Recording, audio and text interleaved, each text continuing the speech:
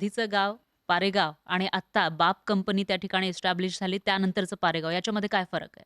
फरक असा आहे, की सगळ्यात क्लिअर आणि व्हिजिबल फरक आहे, की त्याच्या अगोदर आमच्या तालुक्याचे आमदारसुद्धा गावात जास्त येत नव्हते. हां. आत्तापर्यंत तिथे 15-16 आमदार येऊन गेलेत अच्छा. गेल्या 3 वर्षामध्ये. हां. आणि काही खासदार आणि मंत्री वगैरे. म्हणजे हा पहिला चेंज आहे. अच्छा. ज्या गावात कधी म्हणजे रस्तेही नीट नाही आहे, तिथे एवढी लोकं येत आहेत. म्हणजे हा एक व्हिज्युअल बदल आहे. दुसरी गोष्ट म्हणजे गावातले कमीत कमी 30-40 कुटुंब आहेत, ज्याच्या घरात आमच्या म्हणजे पगार जातोय. ओके. बाकीचे आजूबाजूचे आहेतच. हं, हं. पण जे खरंच गरजू लोकं होते, ते तिथे काम करत आहेत आणि त्यांना पगार मिळतोय.